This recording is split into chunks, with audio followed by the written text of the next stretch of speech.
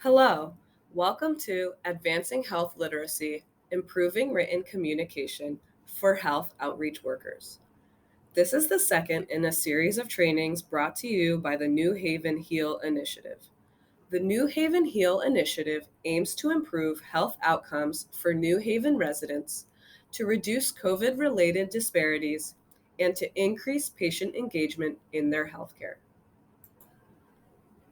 To refresh your memory, health literacy is the degree to which individuals have the ability to find, understand, and use information and services to inform health related decisions and actions for themselves and others.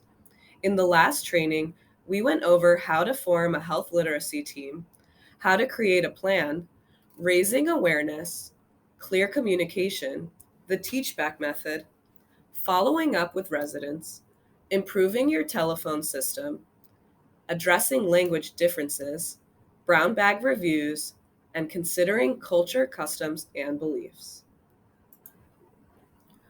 If you look at the poster on the right, you'll see a pretty old example of how health information used to be communicated to the public.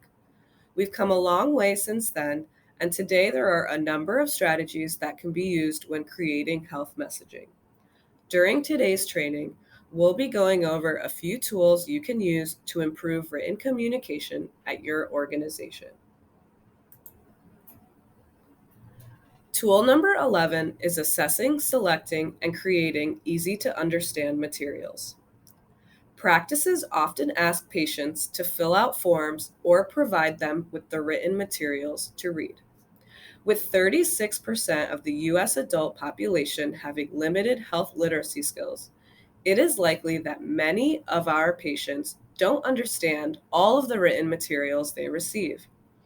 Assessing, selecting, and creating easy to understand forms and educational materials can help you improve patient comprehension. Start by training a staff member to evaluate the quality of materials you give to residents.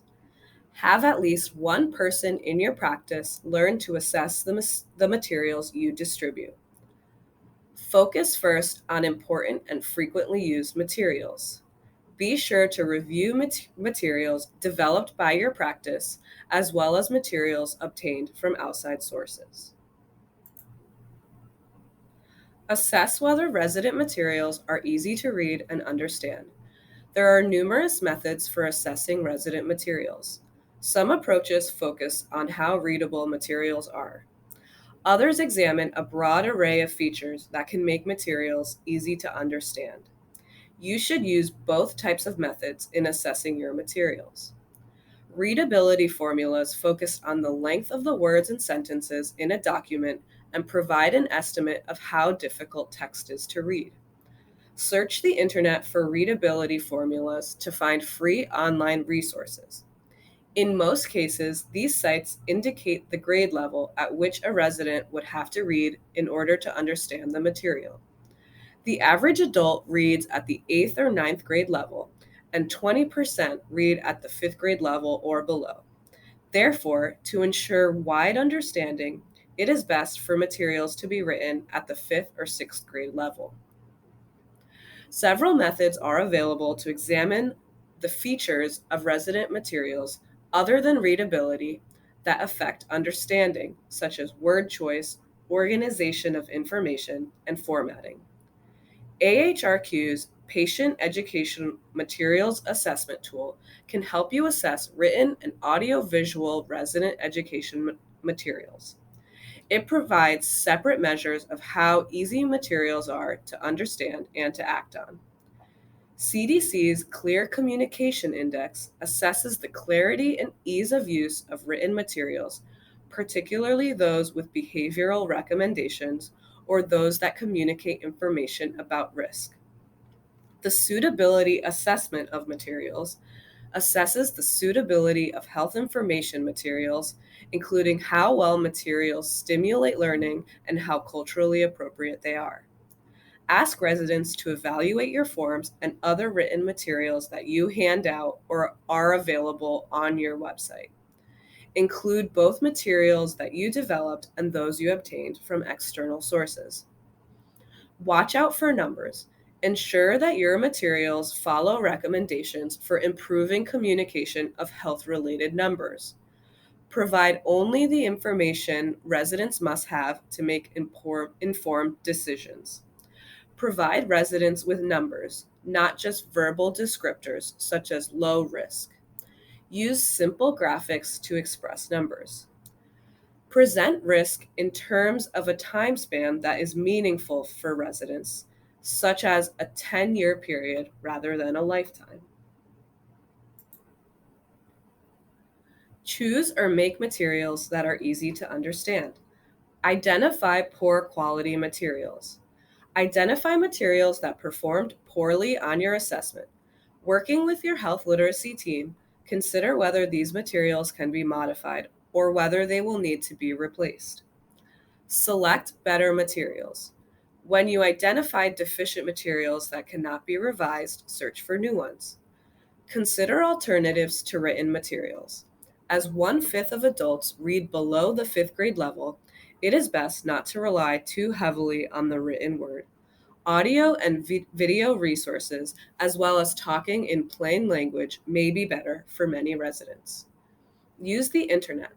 There are many free health educational resources available on the web, which contain interactive tutorials. Assess all new materials using the tools mentioned above. When directing patients to a website, be sure it has simple navigation and is easy to read and understand. Provide materials in languages your residents speak. Making easy to understand materials available to your non-English speaking residents can be helpful. Keep in mind that some patients with limited English proficiency may also have limited literacy in their native language. Make sure you consider alternatives to written materials. Create new materials to fill gaps and revise homegrown materials that need improvement. Sometimes you just can't find easy to understand instructions or information that you want to share with your residents. Or you realize that the materials your office has created are not as easy to understand as you'd like. Use guides. The Department of Health and Human Services Health Literacy site has a number of guides to help you design or revise materials and websites so they are easy to understand. Streamline forms. Make sure forms ask only for information that you absolutely have to have and ask for it only once. Involve patients. Invite residents to contribute to the development of new materials. They're the experts on what information is important to them and what makes sense. Consult on legal issues. When using a form for a legally binding purpose, consult a lawyer for legal advice. Obtain approvals. Some practices may need administrative approval to revise or replace written materials. Changes to materials accessed through an online portal also may require administrative approval and technical support. Consult with your administration for guidance on how to obtain approval for revised materials and to garner their support for your efforts. Tool number 12 is using health education material effectively. Health materials are only effective when used as part of an overall resident education strategy. Simply handing residents a pamphlet or referring them to a website is not enough to promote understanding or behavior change. Don't assume that your residents read the materials you give them or direct them to. If the information is critical, make sure you or someone in your office reviews the information with the resident and/or their caregiver. When reviewing a handout, circle or highlight the most important points as you talk about them.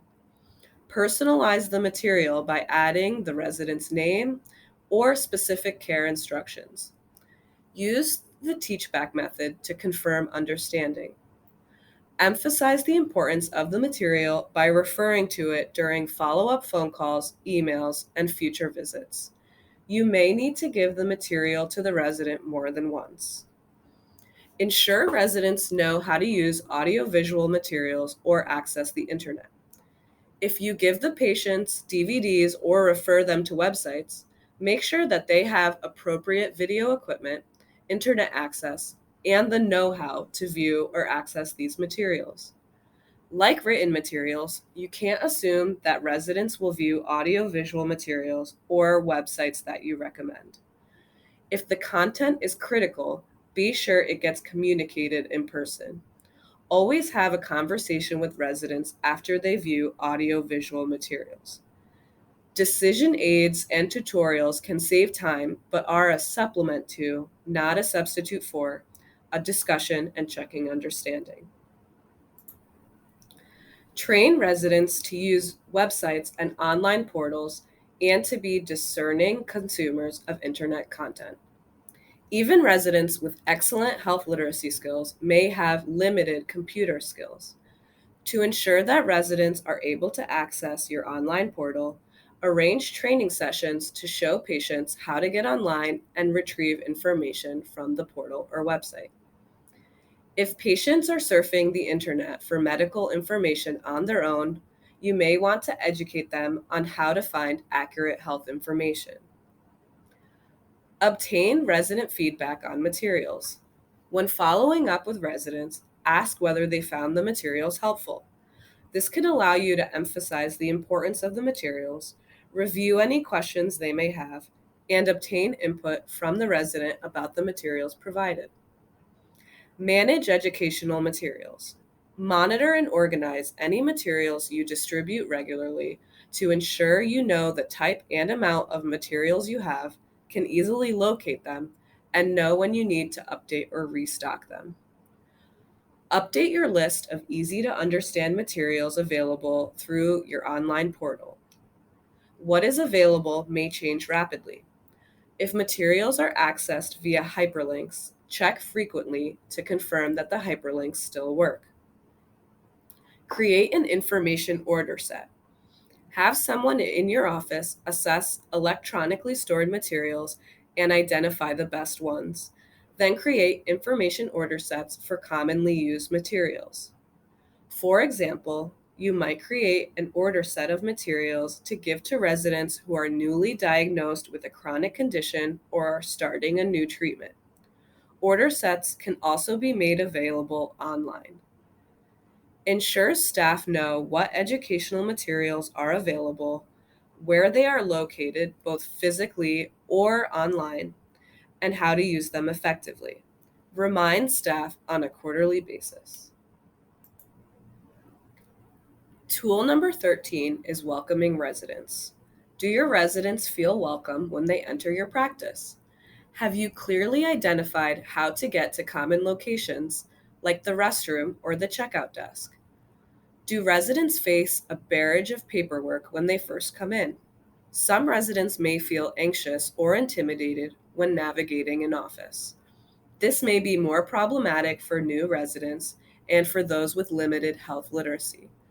Creating a friendly and easy to navigate environment may help your residents feel welcome and relaxed. Assess your office. Shadow residents or conduct a walkthrough. Review the signs throughout your office. Check with your clinic administrator to see if a review and approval process is required to change signs in your office. Look at all of the signs in your office and make sure they are visible and easy to read, provide clear direction, are written in appropriate languages, and use graphics when appropriate. Consider other approaches to help residents find their way, such as color-coded lines on the floors or walls. Train staff. First impressions count. The first person a resident talks to should be helpful and cheerful. Use the guidance in this tool to train front desk staff on how to create a helpful and health literacy friendly atmosphere for your residents. Don't forget the back office. Residents with billing questions often find it difficult to understand procedure codes and insurance practices. Teach your staff to provide easy to understand explanations of common billing and insurance concepts that avoid technical jargon. See tools on raising awareness, communicating clearly, and improving telephone access for additional guidance on training staff. Offer everyone help with forms.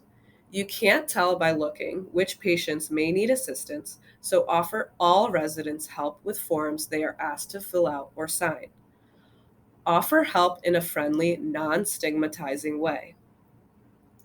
Assess language preferences. Ask residents about their language preferences and provide appropriate language assistance services.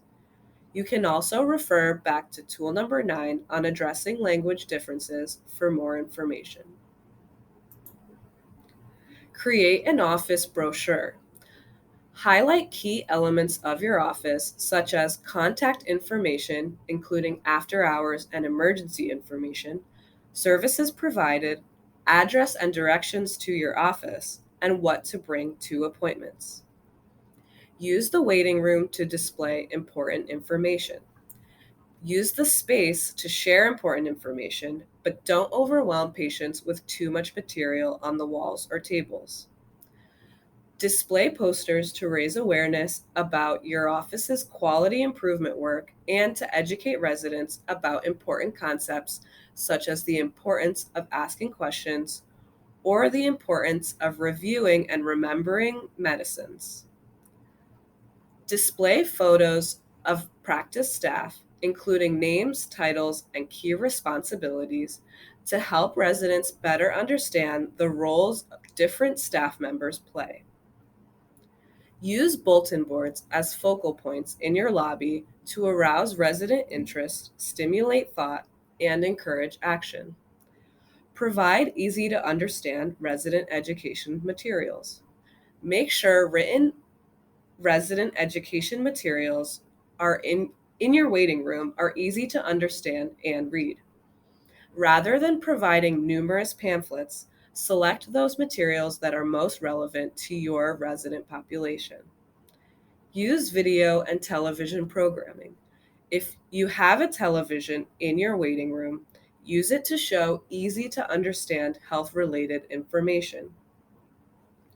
Ensure that all materials displayed in your waiting room are targeted at your audience, organized around a central theme containing no more than 4 points of interest, easy to understand and colorful, and updated regularly. Assign staff to update content on a regular basis. Be sure to track your progress. This concludes today's training on improving written communication. Be sure to try these tools out. This training is brought to you by the New Haven Health Education and Literacy Initiative, led by the New Haven Health Department. Join us for our next training coming soon on improving self-management and empowerment.